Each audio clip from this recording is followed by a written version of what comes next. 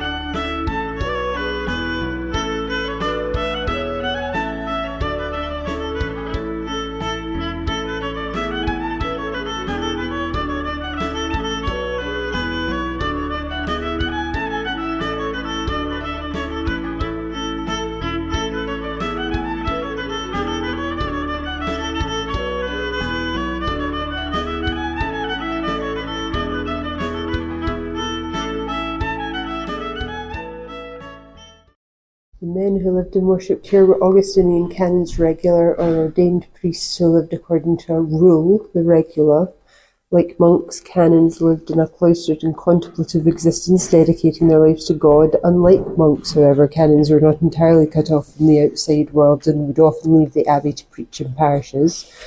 Augustinians were called the black canons because of the black habits that they wore at all times, even in bed. On certain feast days or holy days, the canons wore more elaborately decorated gowns and cloaks called albs and coats. And now we've got a wee Augustinian canon dressed in a distinctive black habit that we might see Accies dressed in later on. These carvings are great. Look at this. How it would have looked back in the day.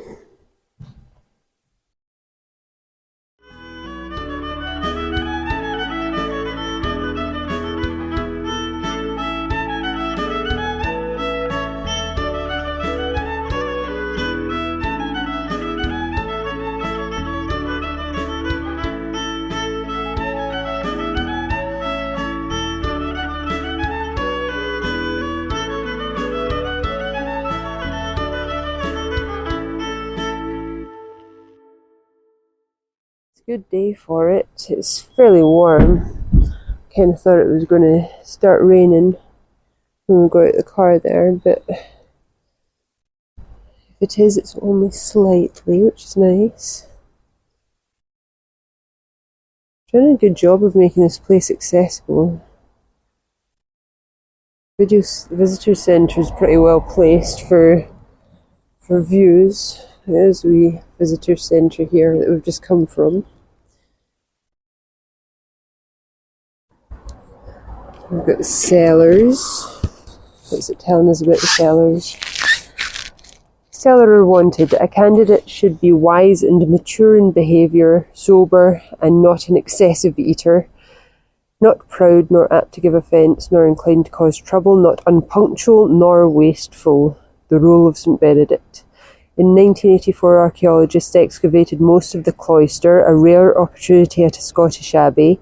Much was revealed about the lives of the canons and those who built the abbey.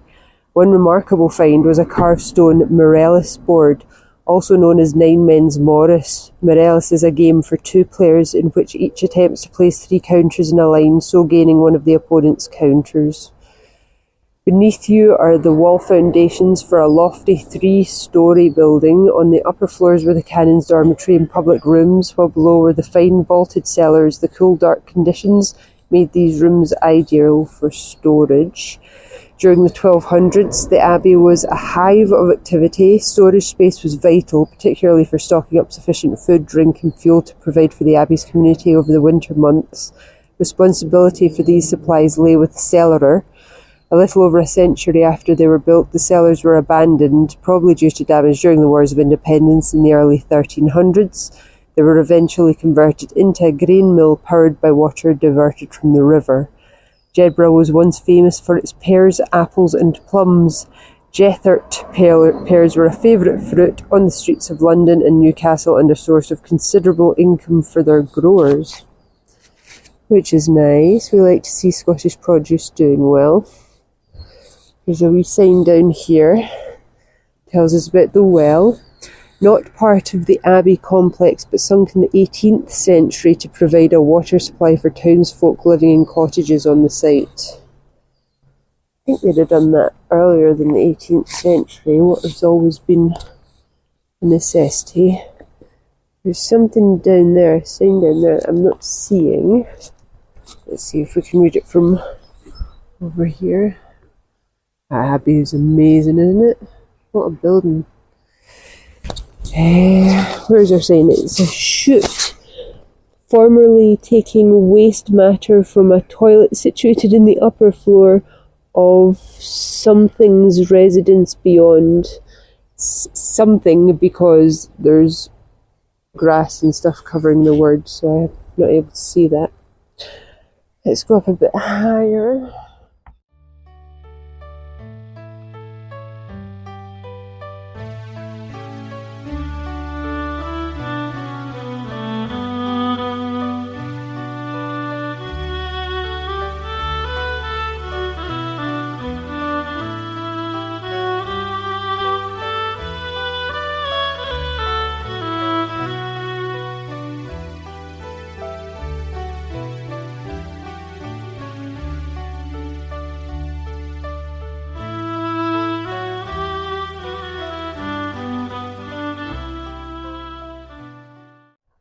Undercroft, a storage room beneath the dining hall.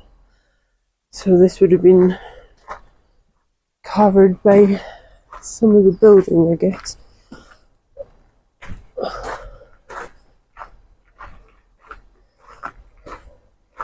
What nice wee details.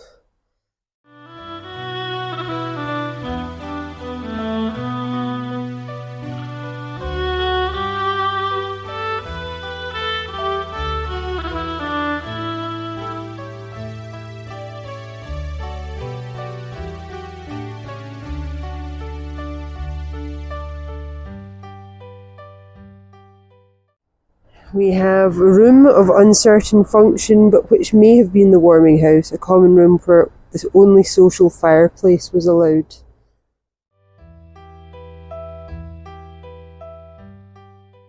Chapter house, a room where the main business affairs were conducted. Chapter house. Every morning the canons assembled in the chapter house to listen to a chapter from the Rule of St. Augustine, administer discipline and discuss business. After the church, this was the most important building in the abbey. The chapter house was rebuilt several times, expanding and contracting with the size of the community. In the late 1400s, it was reduced to the square chamber you see today. Look for the base of the central pillar which supported the vaulted ceiling. Did you know each order of monks and canons lived according to a set of strict rules? The Augustinians lived according to the Rule, written by St. Augustine of Hippo. He was an important figure in the development of Western Christianity and wrote over 100 books and letters.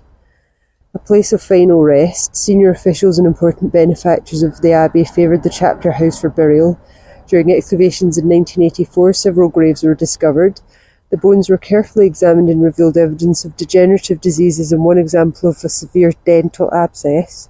During an ecumenical service involving all the congregations in Jedburgh, the bones were reinterred here in the chapter house.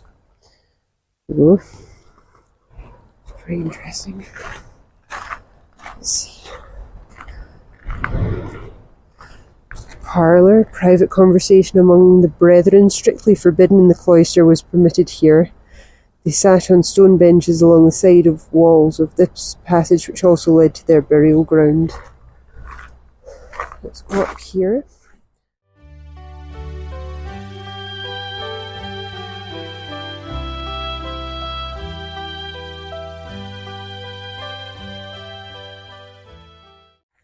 Beneath this stone lie mortal remains discovered during archaeological excavation in 1984, reinterred in May 1986.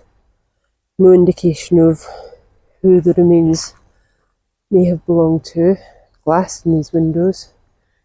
Again, a bit like Dryburgh, I'm not sure if the glass was maybe a later 19th century addition. What does this thing say? Oh, burial ground.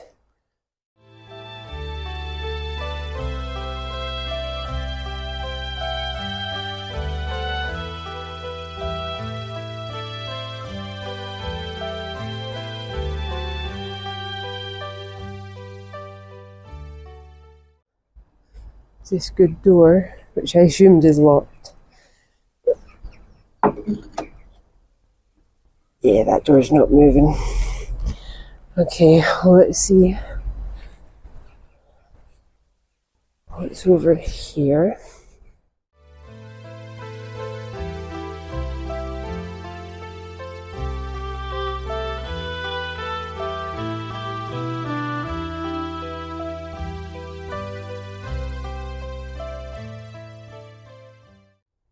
We can climb up and over this, but I'm wondering if it's maybe better to go in the usual way to get it on camera. I'm not averse to climbing up over here. It doesn't let us into anywhere where we'd not be able to get into via more legitimate routes. Yeah, we'll just climb over. We're here anyway, I guess. Can always catch the other angles from the other way. So what have we got here? Memory of Major John Rutherford of Moss Durnford, who died 12th of January 1930, aged 84 years. That's fairly modern. I wouldn't have expected anything from the 20th century, really. Outside of the visitors centre.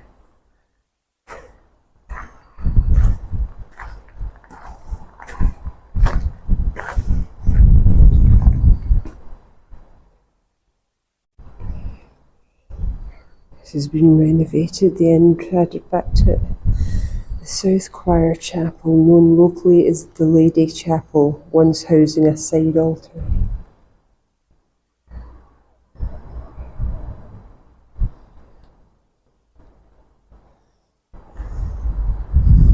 Here's that wee door that we were never going to get in by.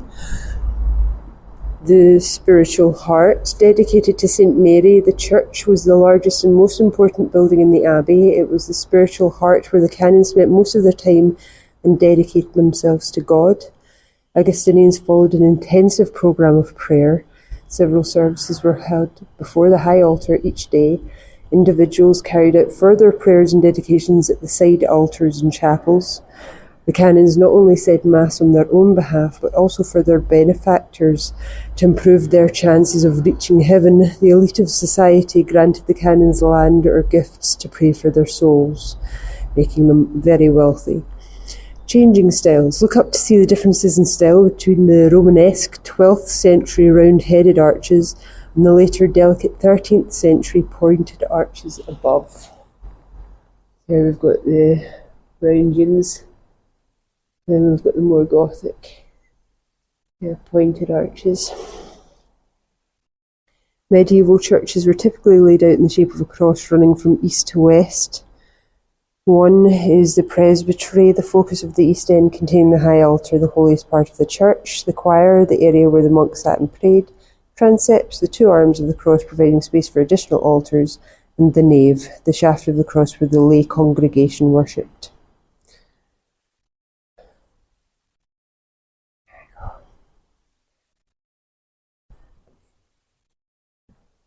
Another good door. Oh, that looks like it leads to stairs up a tower. That'd be good to get into. Let's try it, just because we're here anyway. Now that bolt is across. James Fair, Thomas Somerville, Mary Lookup, John Rennie, Francis Fair Barnett. South transept. Parts of the 12th century church are visible on either side of this wall, which formed part of the post-Reformation kirk built about 1560.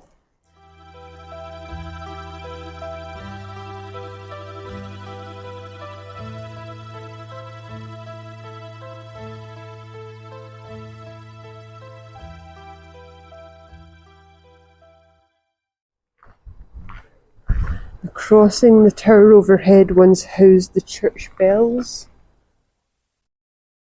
Go up here.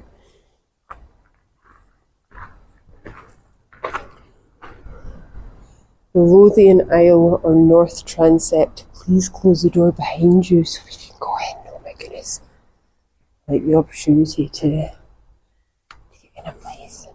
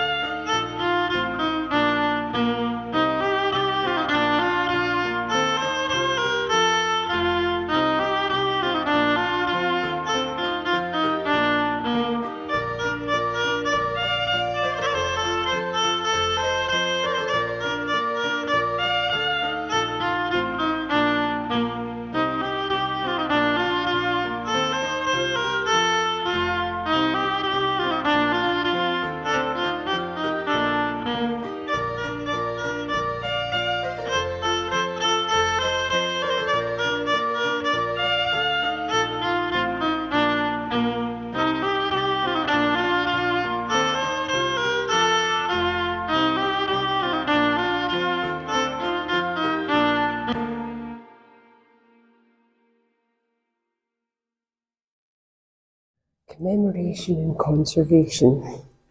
The Lothian Isle in the North Transept was adopted as a burial place by the Kerr family, ancestors of the present owners, the Marquesses of Lothian. It contains tombs and memorials dating from 1524, when Sir Andrew Kerr of Ferniehirst, Lord Warden of the Marches, was buried here to the present day. Above, this medieval tomb recess was refurbished as a memorial for Andrew, Lord Jedburgh, who died in 1656. That is this kind of fireplace with a bench in it. Below in the centre of the aisle lies a life-size effigy of William Schomburgh, Robert VIII, Marquis of Lothian, who died in 1870. Before in ruins, monastic life came to virtually an end with the Protestant Reformation in 1560. The surviving canons were allowed to live out their lives in the abbey as long as they embraced the reformed religion. The crossing, the area below the tower, remained in use as a parish church until the late 17th century. Perhaps due to concerns over the tower's stability, a new church was established in the western part of the nave. The north transept was walled off by the Kerr family at around this time. In 1875, a new parish church was built across the river and worship officially ended in the Abbey church. Repairing the aisle. When the Lothian aisle came into state ownership in 2001, it required extensive conservation work. Stonemasons and conservation experts worked to record, consolidate and repair the stonework.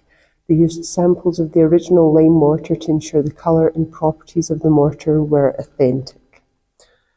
That's going to some great lengths. We appreciate that.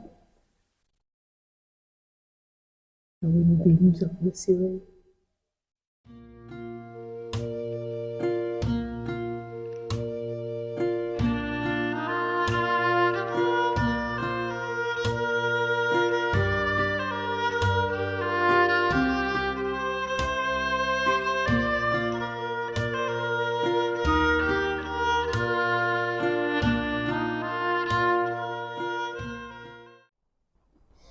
This is the way we should have come in, but we didn't. We climbed over a wall.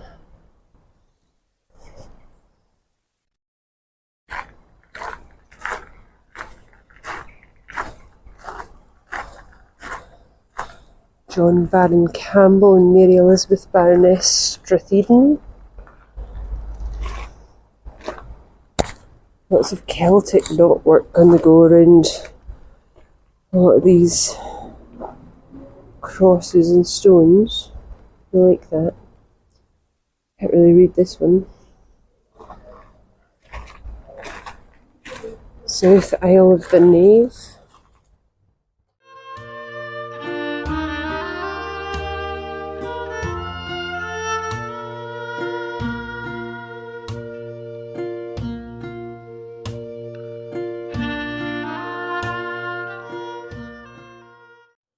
I think one of these doors was available for tourists because I've seen photos taken from up here. I assume we don't get to do that today with this area being all closed off.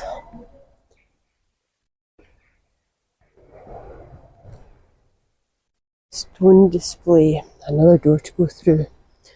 We will do that.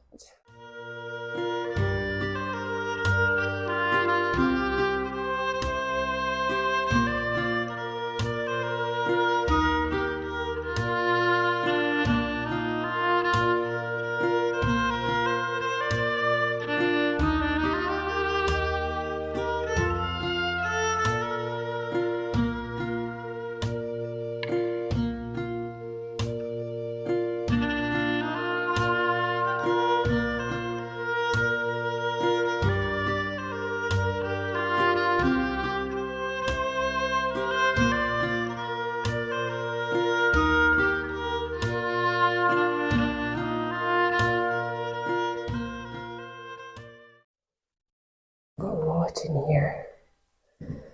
Okay, laying the foundations circa 1150. King David I chose this site in 1138, very close to the English border, in order to demonstrate his piety and his strength, and show that he could build on a magnificent scale at the very edge of his kingdom. The founding brethren probably came from St. Quentin Abbey at Beauvais in France. Foundation of the abbey began with a religious ceremony dedicating the new site to the Virgin Mary on the Feast of Annunciation. This started before dawn, close to the equinox on March the 25th. The king probably attended, along with his nobles, John, Bishop of Glasgow, and other ecclesiastics. the master mason and a canon with some knowledge of astronomy. At the moment of sunrise, 2 sticks would be placed in the ground to line up with the high altar and the west end, correctly orientating the building.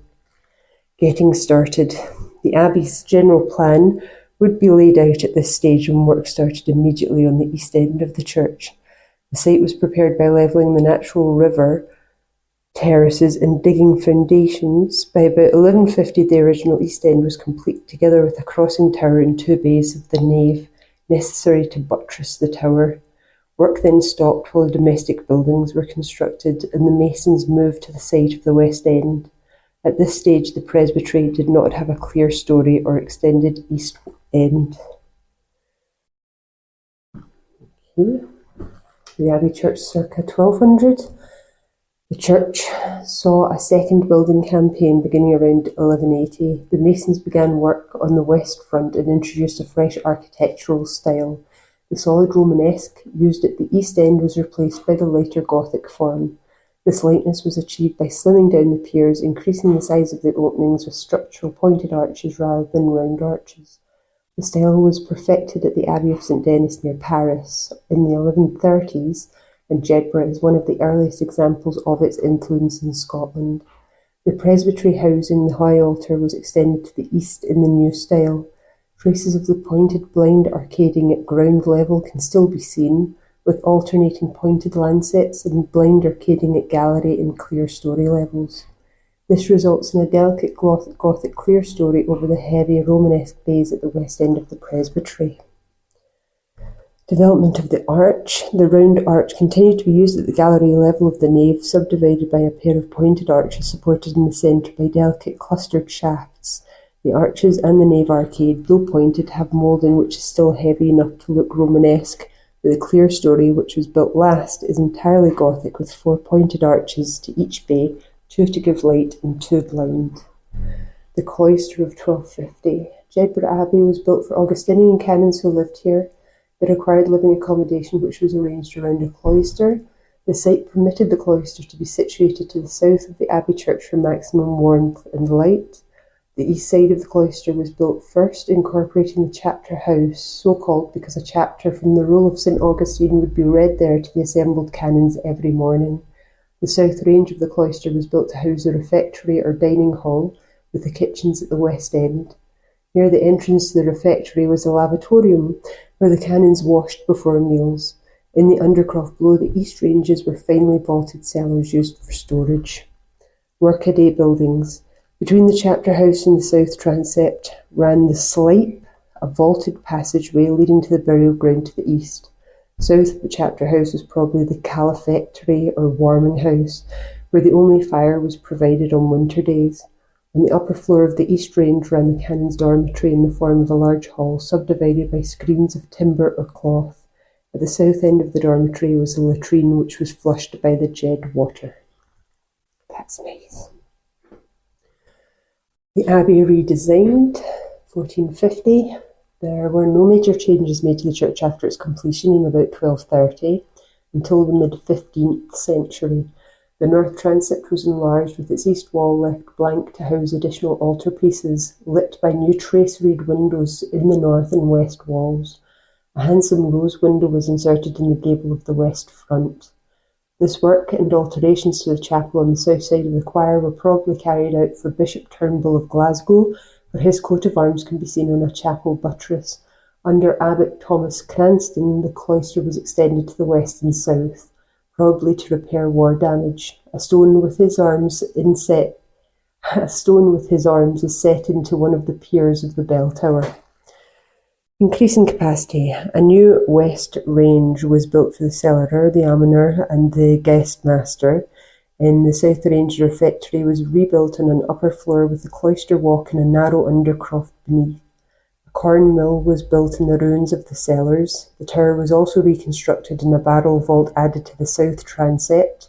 Heraldic devices for Abbot John Hall and Archbishop Blackadder of Glasgow are also incorporated into the stonework. The gable of the west front was rebuilt with the addition of the rose window which survives today. In the Path of Invasion, 1523. During the wars with England in the 14th century, the abbey had suffered a series of attacks by passing armies. The 15th century brought further attacks, the last of these in 1464 probably causing considerable damage to the central tower, the upper stage of which was rebuilt during this period. Each time there was an attack, the abbey used its resources to rebuild and improve, so that by the late 15th century the abbey was at its most highly developed, as shown by the model in the visitor centre. Another serious attack took place in 1523 when the English under the Earl of Surrey burned the abbey, as the illustration shows. The extent of the damage was so great that only makeshift repairs were possible for the impoverished community. An area for worship was created under the crossing by building crude walls and a lower roof.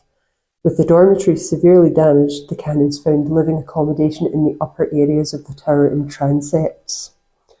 This work, described above, can only just have been completed when the abbey was damaged by the Earl of Hertford's army in 1544. The English again occupied Jedburgh after their victory at Pinkie near Musselburgh in 1547, but the following year the French took the town and fortified the abbey, levelling some of its severely damaged buildings in the process to create gun platforms.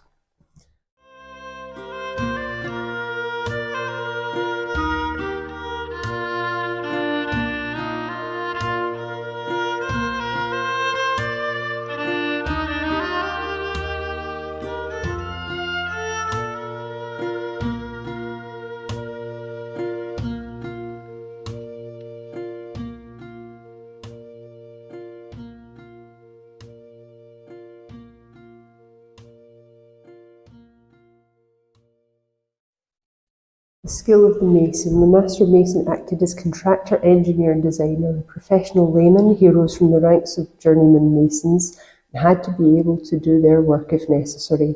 He was skilled in geometry and prepared the detailed design of the abbey using his drawing instruments, the straight edge, compasses and square.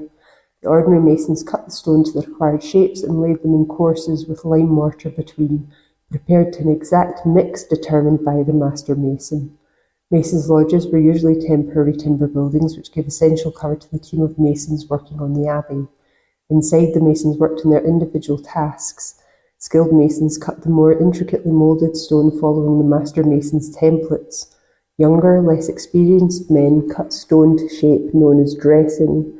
The most skilled masons carved figures for use on capitals, and they were really sculptors and artists in stone. The stone being worked rested on a banker, a large piece of timber which acted as a workbench. Stone was cut using chisels, saws, axes and drills, and carried around the site in hods or barrows. Once in place, it was positioned accurately using plumb lines and squares. Because of the time taken on the work, unfinished parts of the building had to be protected against the weather, and organising the thatching of incomplete walls was another responsibility of the master mason. Now we've got tools: saw, awl, handsaw, mill, chisel and mason's axe.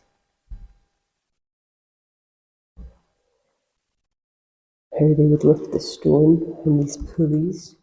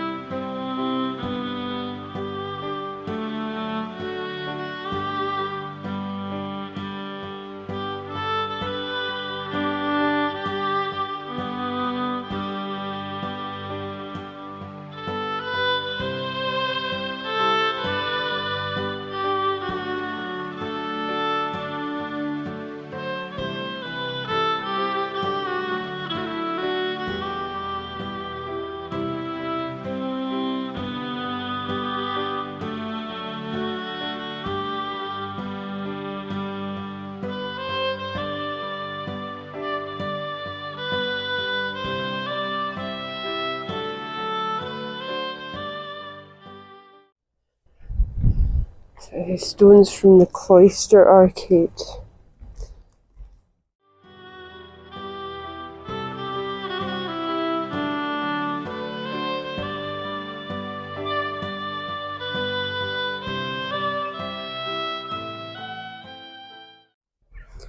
This cemetery is maintained by Scottish Borders Council. Well, thank you very much, Scottish Borders Council. Climbing on the walls is prohibited. We'll not do that then. I like this grave all covered in ivy.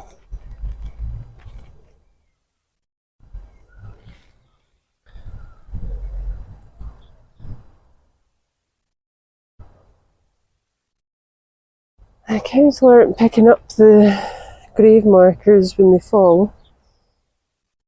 I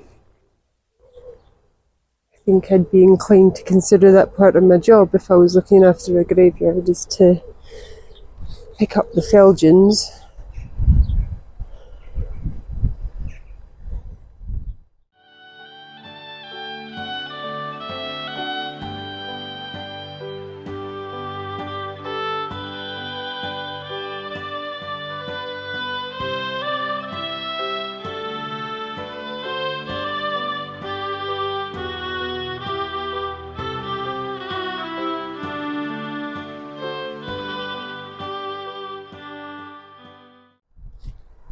That could be picked up and put back in its plinth.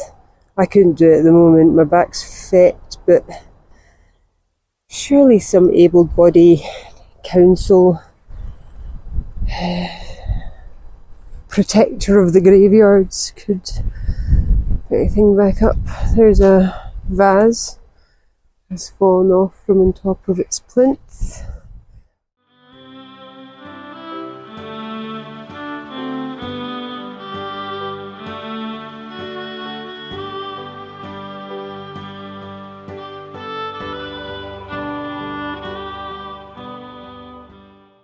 This is a wee bit we couldn't get into before, but it's actually less cut off than I thought. I wasn't sure you could even get into this bit, but that's fine. No breaking in necessary. We're getting to see the most of it. These wee metal bits out the ground are interesting. I wonder if they maybe had chains round them to mark the area.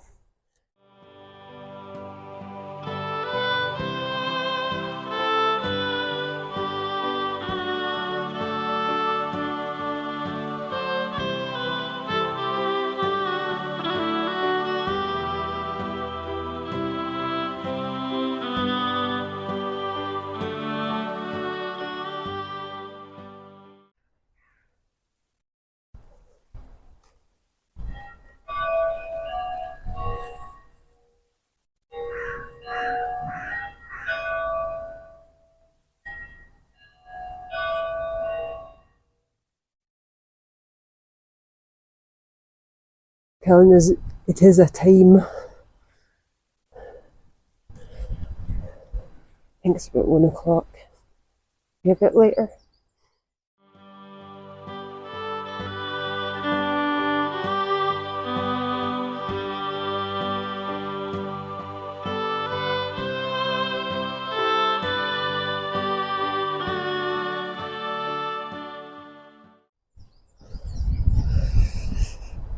Yeah, well, I think this is it for Jedburgh, since we can't get up onto this viewpoint. I would suggest that we've seen what we can of Jedburgh. We'll go out the door the way we should have come in, and we'll have a wee look and see if there's any more to be explored in the garden.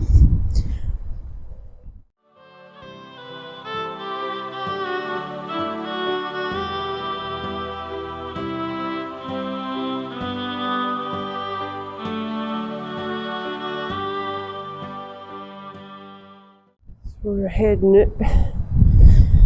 Maybe go and see the chapel across the road there, over the other side of the visitor centre. Let's have a wee east processional doorway. Have a wee look and see if there's anything to empty spot in the garden at all. Benches, that's useful. North Cloister Alley, a passage covered by a lean-to roof sloping down from the projecting stones overhead to an open arcade behind you. It served as a private study area as well as a link between the doorways on either side which lead into the church.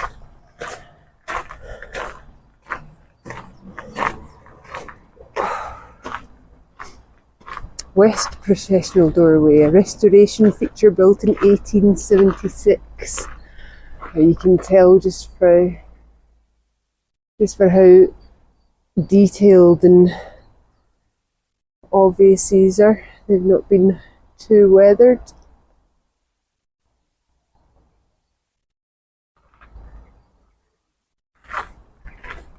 Site of outer parlour where the brethren were allowed on occasion to meet visitors including their families. That's awful nice of them to let them see their families. Here another well maybe. It's just coins down there now as far as I can tell. Site of Manse, home of the parish minister from the 18th century until 1876. The well on the right was his water supply.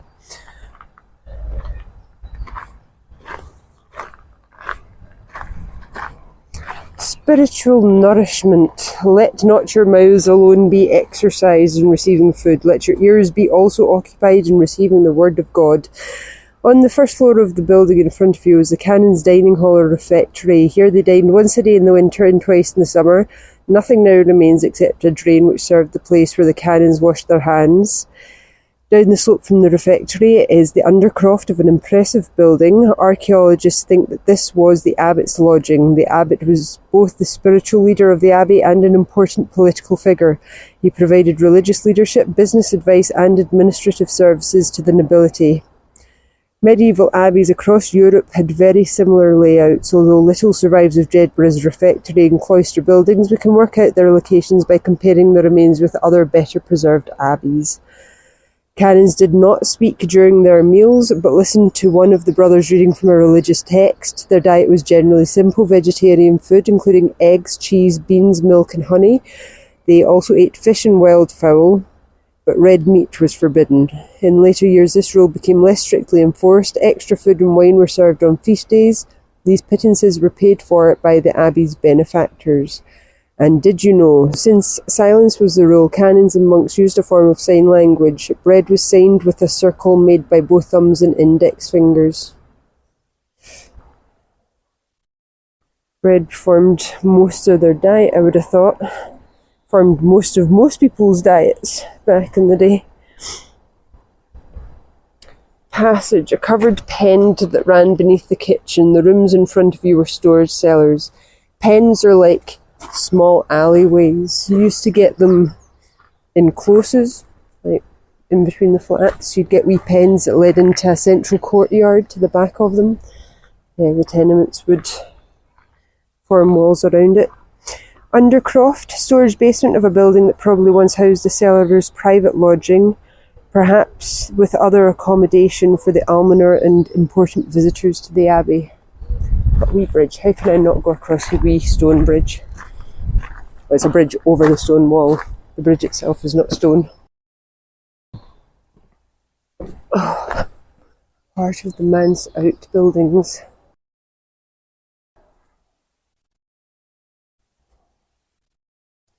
Part of the manse outbuildings. Not really space in there for very much.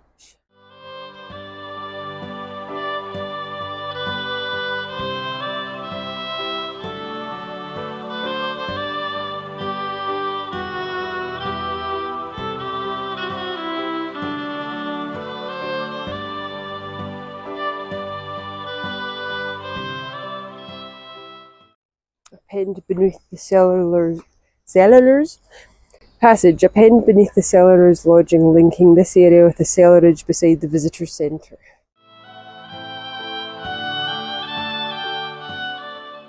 Drain. This channel carried waste from the kitchen area to the great drain. Here we have the great drain. River water was channelled along here to flush away waste from the kitchen and toilets.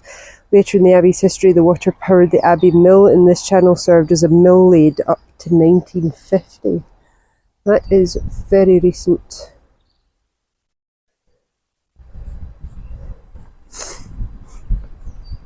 I guess that's kind of similar to Dryburgh, where it had a kind of man-made, or what seemed to be a man-made moat around it.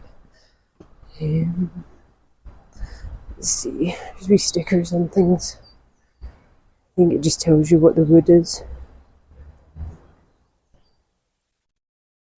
Gooseberry Scotch Red Rough. Okay, I don't know what that is.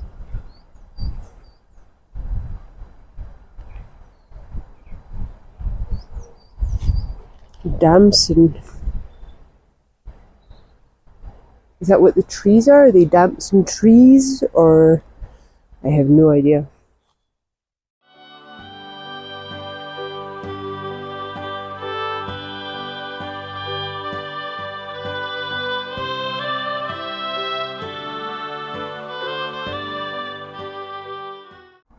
Site of Abbey Mill.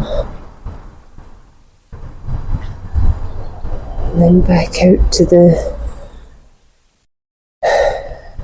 guests, the tourist visitor centre. Oh, that seems to be it. So we'll see what else we can catch today.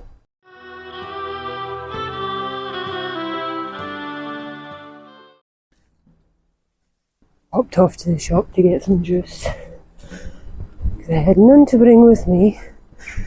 Well, Accies is still wondering about Jedburgh Abbey. I assume he's still walking about at Jedburgh Abbey. He said he was only half done, so we'll see if we can catch up with him.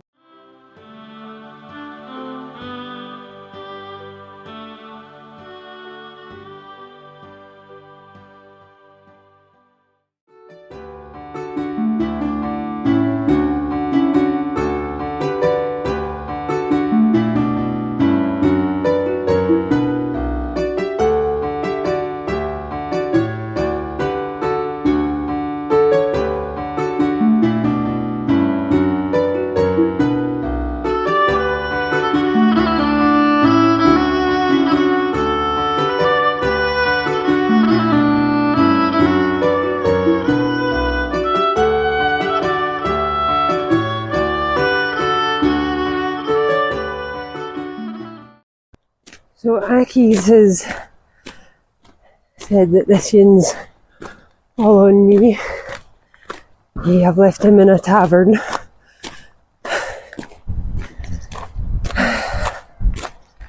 I'm going to try and find the Monteath Mausoleum.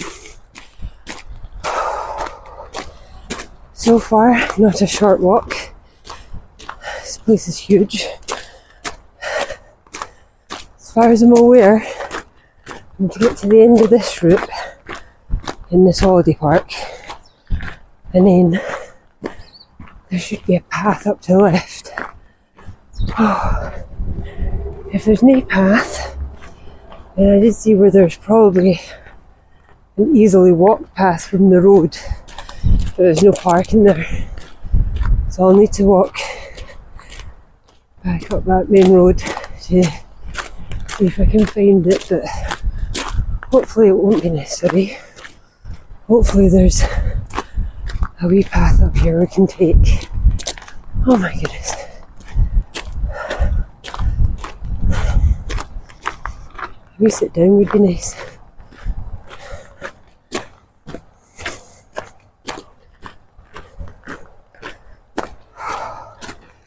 I don't think we've ever accessed anything via a holiday park. Very static caravans. Oh, could use a sit down, to be honest.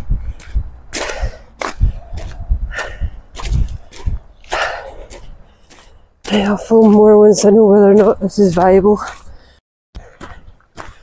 Here we've got our first promising sign. Mausoleum.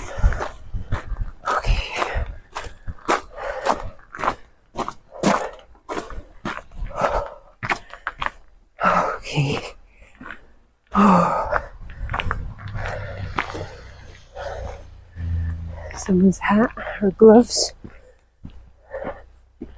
Footpath to Mausoleum. I'm going to take it easy. I almost ran here up to the holiday park.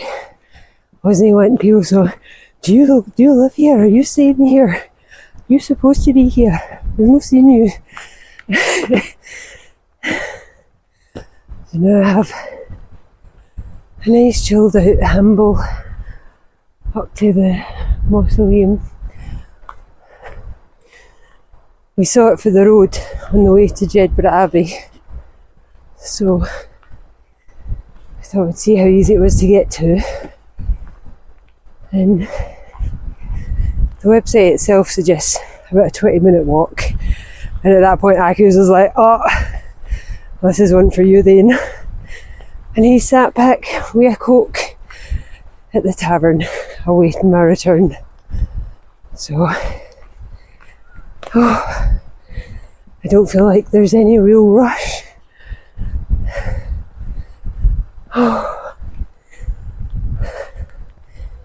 Not really much on the go here. Just many trees, and beyond that fields. The Mausoleum's kind of at the head of a field. It didn't look like a field with cows or horses, so that's fine. I might avoid it if there were larger animals. Not looking for another run-in with a horse like that other wee castle we went to over all the boggy water. The horse that walked mute.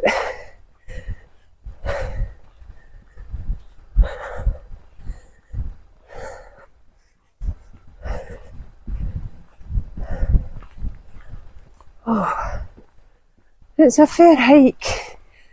We've gone up fairly high, just in the walk for the holiday farm there. Quite a wee bit away from the road. And I can see the Mausoleum up ahead of us. That's nice. I wonder if we'll have the place to ourselves.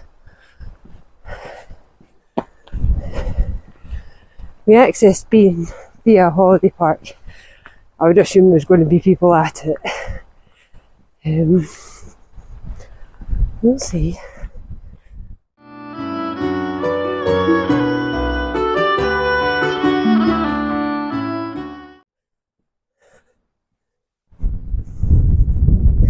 I thought I might be walking through some of this mulch, but it's nice as a wee path to it.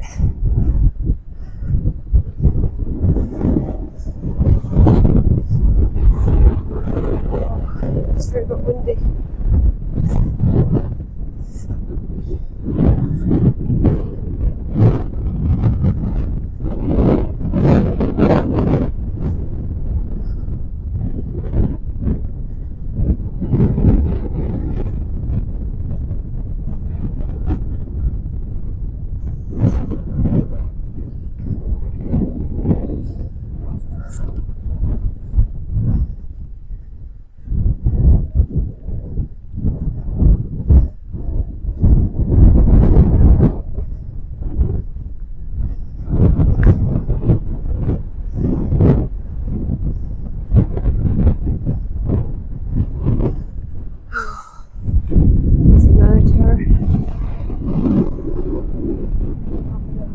There.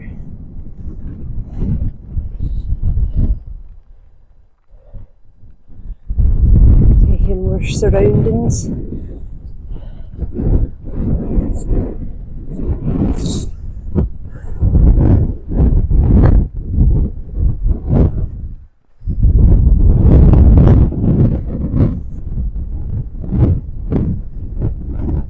It's quite warm when I left, but regretting not bringing out gloves.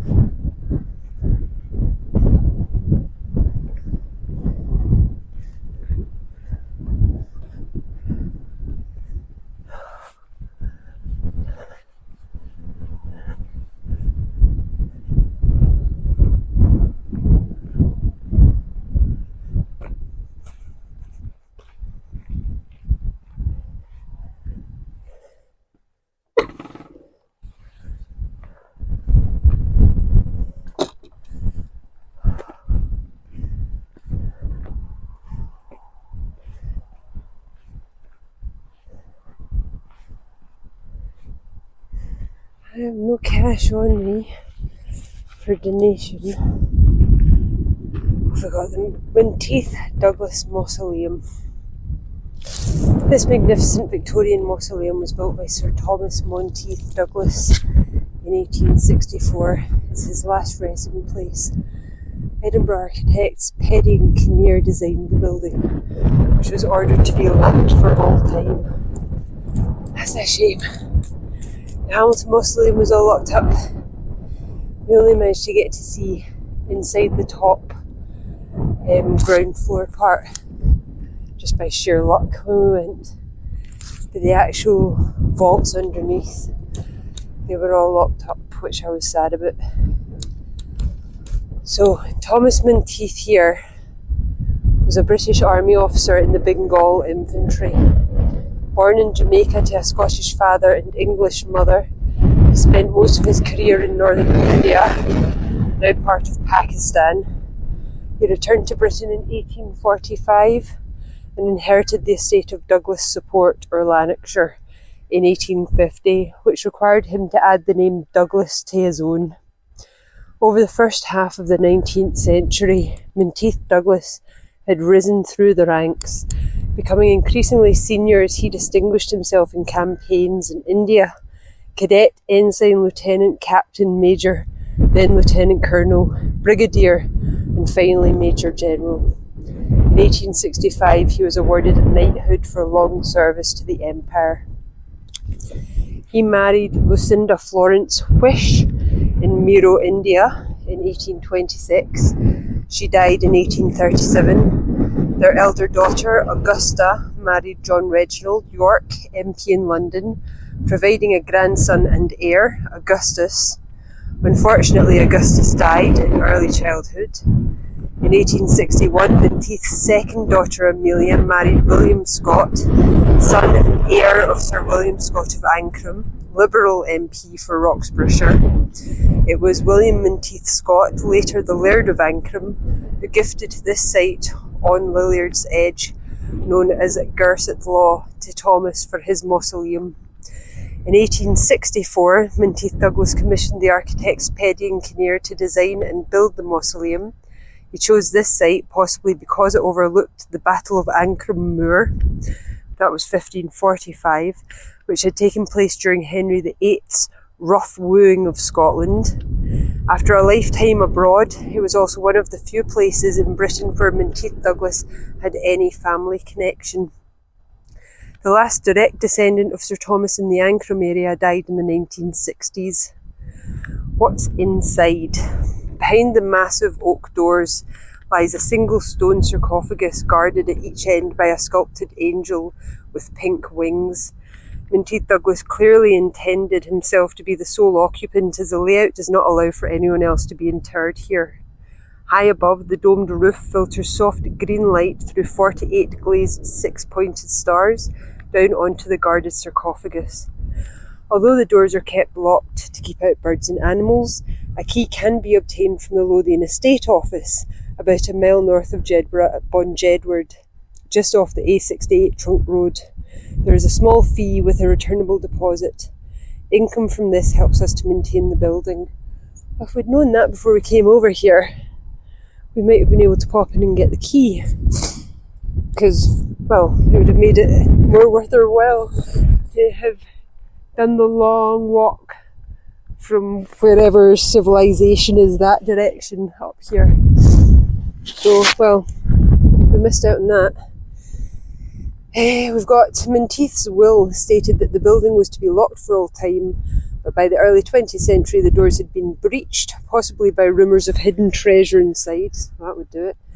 Local press reported in 1946 that the crypt had been open to any visitor for some time. The land was sold to Lothian Estates in the 1960s, who made some essential repairs, but gradually the weeds and ivy began to take over. By the turn of the millennium, the building was largely forgotten, inaccessible, and on the Buildings at Risk register. Scottish Borders Council produced a report on the mausoleum in 2011, but did not have the funds for restoration. A chance comment by some friends out walking that someone really should be looking after this place, led to the formation of a voluntary group which spent almost 5 years campaigning for restoration funds. The work finally began in 2018 with new stars for the roof, oak new doors, and all the stonework repaired. This work continues today. So let's go and see the thing then. I think we do have it to ourselves. Oh, all these cold winds make my nose run.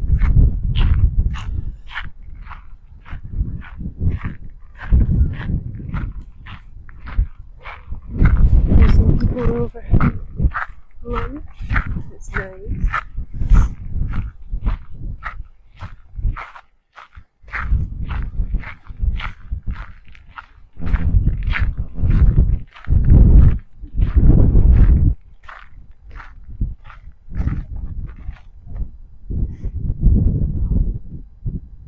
Stone lines in that garden place. So windy, I don't even know if you can hear me over the wind, to be honest. I'm not bothering you. A little bit, yeah. Did you grab the key? Yeah. I was just lamenting the fact that we hadn't done that. We hadn't realised until I saw the sign saying, oh, you can go to the estate's office. Like, thank you very much. No worries. And my 2-hour guided tour. Actually, it takes about 2 seconds. Cheers. Was it from local or?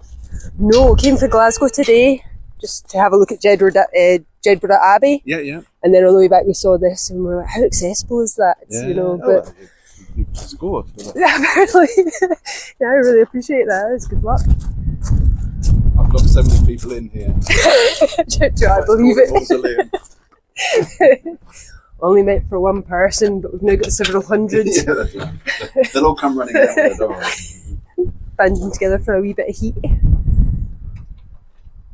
Some building for one man's gravestone, eh? He thought himself very superior. Many of them did, I think. Just come out when you're ready and I'll lock it up after later. Thank you so much. Oh, it's really dark. But you know what I brought? I brought the torch that Alex brought me. Look at those stars. That's gorgeous. So this is it without light. I think we'll put some light in here, shall we? Boing.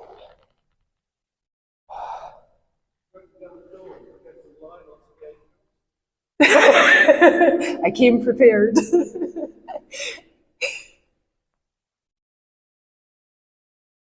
Yeah, this torch is amazing. Oh, look at this. And I assume our man is in here. Something through the gate. It looks like a stairwell. Not sure what to. Is there anything the other side of here? No, not really. Not really. How good is that? It says that their wings were pink. Yes, they are kind of more peachy pink than the angels themselves. Let's have a look at this one. This one got a big moth on it. Moth. Fade it out, will not harass it.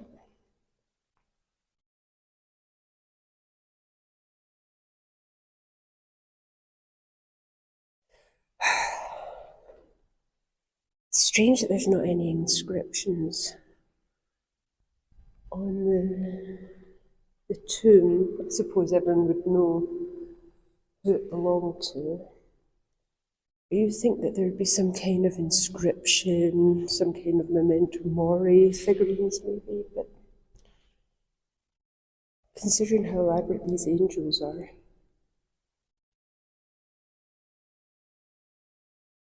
it seems very austere almost. Lovely stars though. So good. Right, alright, we'll not keep that wee man. Look. Put my torch away. Okay. I'll leave.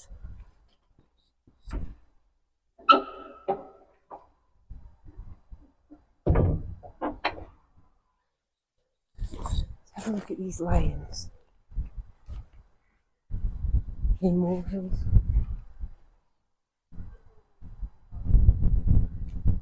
They put quite a lot of time into making the lines. 1864.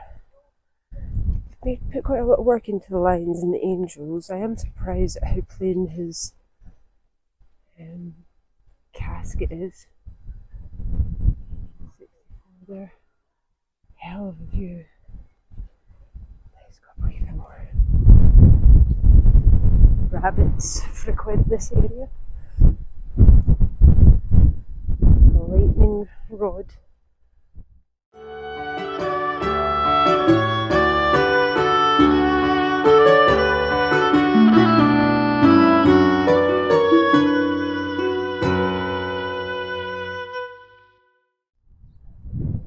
PK maybe? I'm not sure. Wild garden for the bugs and bees. I'll not go back down through that lot.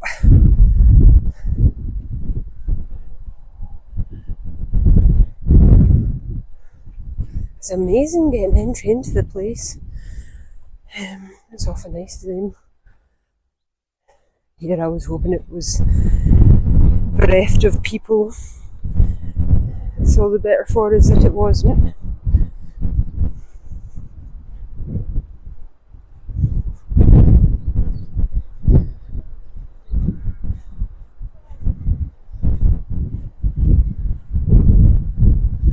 That's it for the Monteath Mausoleum. Worth it. What does it say over the door? In memory of General Thomas Monteath Douglas KCB of Stonebarrows, Lanarkshire, who died the 18th October 1868. Alright, okay. Good.